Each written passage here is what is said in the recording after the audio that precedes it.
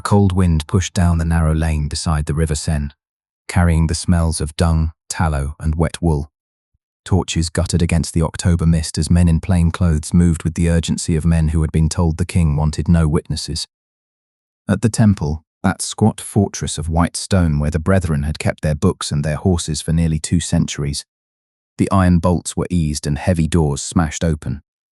A knight in chainmail, with his heraldic cross still visible beneath a coarse cloak, leaned his forehead against the lintel and listened to a city he had sworn to protect, prepare to lock him away. Within this video, the promise of revelation will be obvious. The arrests were not merely righteous zeal against heresy, but the theatre of royal finance, papal politics, and a legal innovation in which confession under torment was treated as gold. Later we will see how a king's debts, a pope's weakness, and the sparkle of a new international banking order combined to extinguish one of Christendom's most formidable military orders. We will also unspool 2 shocks historians still argue over: what the Templars actually confessed to under torture, and whether the day chosen, Friday the 13th, seeded a superstition still alive today. If you like this sort of historical storytelling, subscribe for more. But first, let's rewind. In 1119, amongst the rubble after the First Crusade, a small group of knights bound themselves to a rule not unlike that of monastery brothers. They swore obedience to a master, vowed poverty, and promised to protect pilgrims on the road from Acre to Jerusalem. Their banner bore a simple cross. Their house was a chapel near the Temple Mount. They called themselves the Poor Fellow Soldiers of Christ, and of the Temple of Solomon, or Templars, for short. And their mission married monastic discipline to martial prowess in a new way. It was a radical idea at the time: make knights into monks and monks into bankers, and let them have castles. The early centuries after that founding saw the order embedded in the thrum of crusader politics. Nobles and monarchs donated land, castles, rights of jurisdiction, and money. The Templars accumulated privileges that read like a legal catalogue. They had exemption from local produce, permission to hold property across borders, and the right to move goods and men without the usual feudal checks. They built a network of commanderies. They fortified houses across Europe that gathered rents and managed estates. Over time, their vaults filled with silver and documents such as deeds, royal letters, patents, and accounts of loans. By the late 13th century, the order functioned partly as a bank. A noble leaving for the East could leave wealth with the temple in Paris and take a letter of credit with him. A Templar house in Acre could honor that paper. The combination of martial prestige and financial service made them unusual and politically potent, but power attracts scrutiny and enemies. Rumors and jealousies accumulated like soot in a hearth. Kings owed money, debtors fretted, rival orders, secular lords, and town merchants watched a specialized transnational organization expand its reach. Enter Philippe IV of France, also called Philippe le Bel the Fair. Though fairness is a courtly epithet that rarely reflects the ledger's footnotes. He reigned from 1285 to 1314, and is remembered for consolidating royal administration, reforming taxation, and sharpening the machinery of government. He was a king obsessed with order. Coins were standardized, notaries were regulated, and clerks centralized. But Philippe also found himself burdened by endless war and an appetite for prestige that required money. Much more money than ordinary royal revenues could sustain without raising awkward taxes and provoking baronial resentment. The Templars, with their vaults and their legal status, seemed a tempting solution. The king had loans and intricate financial arrangements with the order. Accounts later reveal he owed the temple large sums. That is a fact. The crown's indebtedness to the Templars is well documented, and the mainstream view among historians attributes a large part of Philippe's motive for action to fiscal need. The dispute comes when scholars ask whether greed alone explains the chosen accusations such as blasphemy, idolatry, obscene rites, and homosexual conduct. Another theory is whether a deeper fear of a transnational military power with its own chain of command played a large role. The arrest, when it came, had the theatrical touch of a king who liked stagecraft. On the morning of Friday 13th of October 1307, yes, a date later given legendary status, agents of the crown moved through France. Knights were seized, priors dragged in their nightshirts, and valuables were inventoried. Guillaume de Nogaret, an astute jurist in the king's service, and Enguerrand de Marigny's network of functionaries orchestrated simultaneous operations so rumours could not travel between houses. In the temple precincts, men who had been guests and generals were suddenly prisoners. From the prisoners' perspective, the arrests had the panic of betrayal. Chroniclers described the sound of metal striking wood as chests were forced, the rustle of seals being broken, and the shuffling of cords as hands were bound. A Templar who had traded letters with kings and shared altars with bishops found himself kneeling on a cold stone floor under the eyes of secular officers.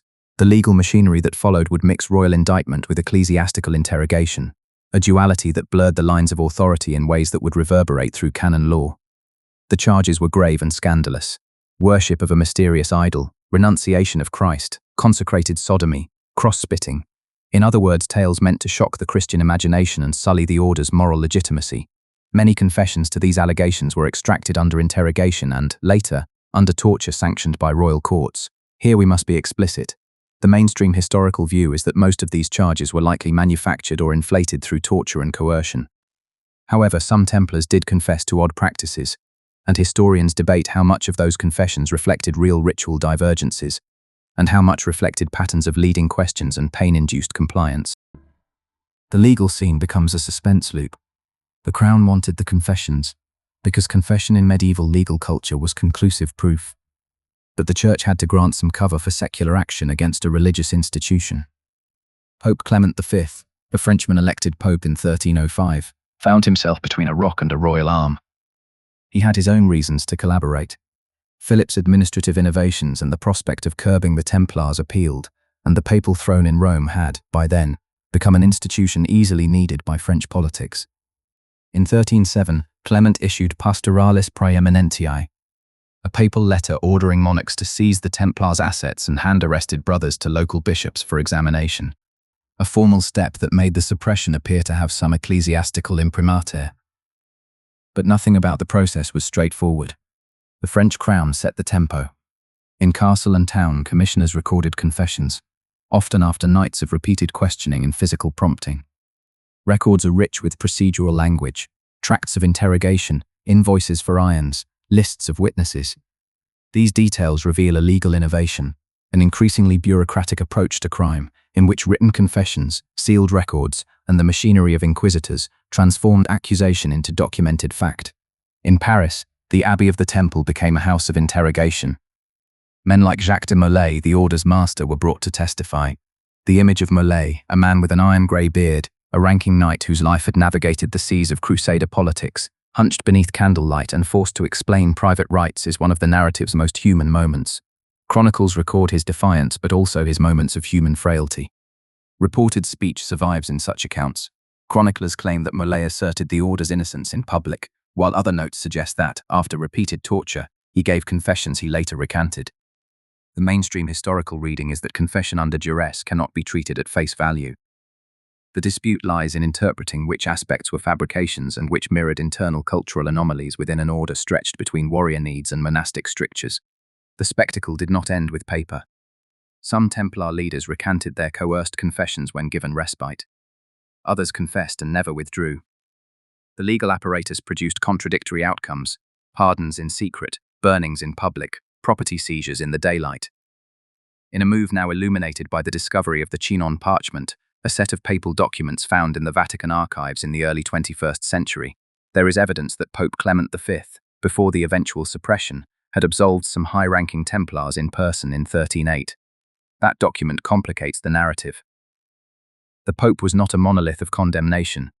He negotiated, absolved, and tried to keep ecclesiastical law intact even as royal lawyers demanded visible punishment. Yet by 1312 the machinery of dissolution had tightened. At the Council of Vienne that year, Pope Clement V, under implacable pressure from Philippe, issued the bull Vox in Excelso, formally suppressing the Order of the Temple. Its goods were nominally transferred to the Knights Hospitaller by ad providum, but in practice much of the property in France fell into royal hands. The suppression was thus both a spiritual judgment and a financial reallocation. And then there is the final, most cinematic act: the execution of the last prominent Templars. In March 1314, Jacques de Molay and Geoffroy de Charny were led to the Île aux Juifs, a small island in the Seine near Paris. Their hands were tied. Their habitations were stripped. A pyre was constructed. Eyewitnesses later recorded that both men maintained a stoic sense of calm. According to chroniclers' accounts, as the flames took them, de Molay raised his voice and cursed both King Philip and Pope Clement, saying, in paraphrase, that God would summon them to answer within a year and a day. Reported speech like this is the stuff of legend, and here the record takes on the air of a moral theatre. Both the Pope and the King died within the year, an uncanny coincidence that would feed rumour and pious outrage for generations. Here the story folds into magic and myth.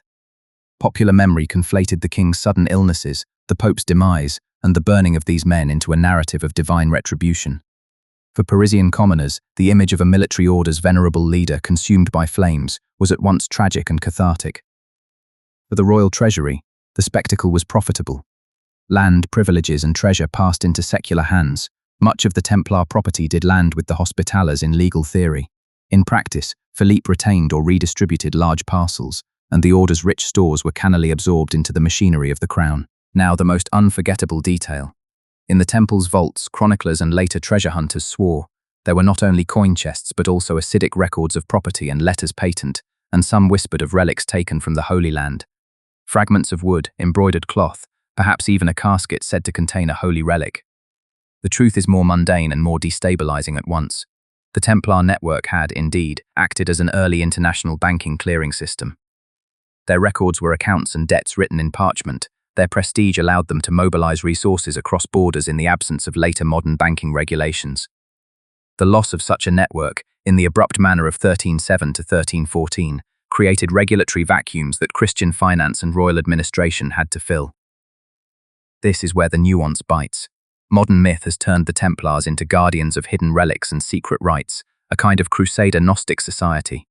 The mainstream scholarly view, by contrast, argues that while the order had cultural practices that may have seemed unusual, certain initiations, a strict bond of obedience, and vows of poverty, there is scant reliable evidence that they worshipped idols or practiced debauchery as a rule. The more plausible explanation for the lurid allegations is a campaign of judicial theatre. Questions were framed, torture rewarded expected answers, and the king's lawyers created a narrative that both shocked public opinion and justified royal seizure of assets. The legal consequences of the Templar trials were profound. Philippe's use of royal commissions, his employment of inquisitorial questioning, and his fusion of money politics with judicial power provided a template for the later expansion of state authority. The English crown, for instance, handled Templars differently. King Edward II was wary of alienating powerful noble families, and at times moved more cautiously. But the episode pushed rulers across Europe to consider the enforcement of law as an instrument of fiscal policy. There are smaller, human vignettes that illuminate the mess. A Templar scribe in Cahors, forced to inventory the order's charters, complained in a surviving marginal note about ink-stained hands and the cruelty of men who would not let a cleric sleep. A Parisian widow, once dependent on the charity of a local brother, found suddenly that jousts and bread doles had stopped. The social safety net the order provided in some towns evaporated when commissaries seized granaries. Such snippets show that beyond the grand legal and political arcs, everyday lives shifted when a multinational religious corporation was felled. For the Pope, the episode exposed weakness. Clement V's decision to suppress was a compromise. Avoid a schism by acquiescing to secular pressure, yet try to conduct discipline through the instruments of canon law. Clement moved the Curia to the south of France in 1309, would be seen by later critics as one consequence of this surrender of papal independence. The mainstream position holds that Clement, a son of Gascony and a papal client of French patrons, could not withstand the administrative might of Philippe, who had a keen hand for legal maneuvering. There are persistent debates. Some modern writers assert a deeper Templar mystery, fallen relics secreted away, voyages to Scotland, or treasure ferried to remote islands. These are the stuff of romantic speculation. Historical method requires documentary confirmation.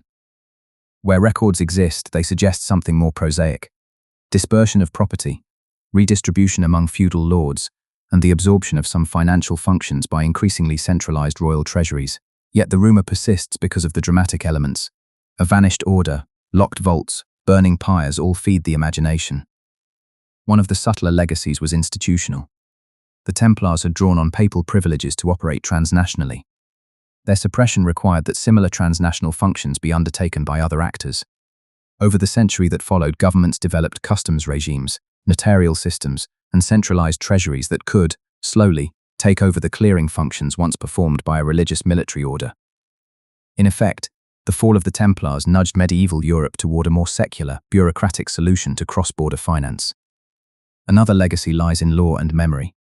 The trials multiplied legal problems about the limits of confession obtained under torture, ecclesiastical oversight of secular courts, and the treatment of religious orders accused of crimes. The Chinon parchment and other later discoveries have given modern scholars material to rethink Clement's role, yet the general interpretive frame remains. Political expedience drove legal process. For medieval jurists, the affair became a cautionary tale about the intersection of authority and money. But the story keeps returning to spectacle. The visual of Jacques de Molay dying in a pile of wood cast a shadow that turned into rumour and then into folklore. Bards and chroniclers passed on the curse. Urban crowds turned the event into a drama of divine justice. The coincidence of deaths, first Clement in April 1314, then Philippe in November 1314, magnified the sense that something cosmic had intervened. Historians caution, rightly, against reading Providence where coincidence and poor health explain events, but they also note how such coincidences shape political memory. Across Europe, the Templars' demise affected how rulers treated ecclesiastical property and authority. The Templar story is a kind of medieval true crime that rewards patient reading of invoices and papal bulls, as much as it does the romance of burned banners. The emotional payoff of this tale is, perversely, a kind of pity. These were men who had taken vows, administered hospitals, fought at borders, and kept accounts. Some were sincere believers, others worldly administrators. When the crown's shadow fell across their houses, their fate was decided less by the moral clarity of a jury than by the legal creativity of a king in need. Their trials thus reveal a stage on which a monarch could deploy law like a scalpel to excise inconvenient obligations. By the time Jacques de Molay's words turned into legend, the balance had shifted. The Templars' assets were gone, their commanderies became royal manors or hospitaller halls. The narrative that had justified their annihilation, heresy, idolatry, remained a stain in public record and a tool in politics. Yet the order's actual institutional functions, military, charitable, financial, were not easily replaced.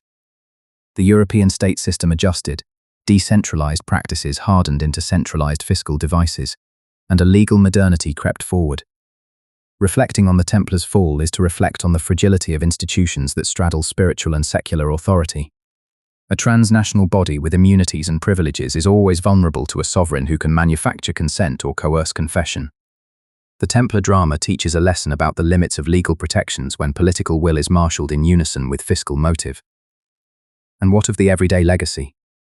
In towns where Templars once distributed bread and sheltered travelers, municipal records show an awkward decade.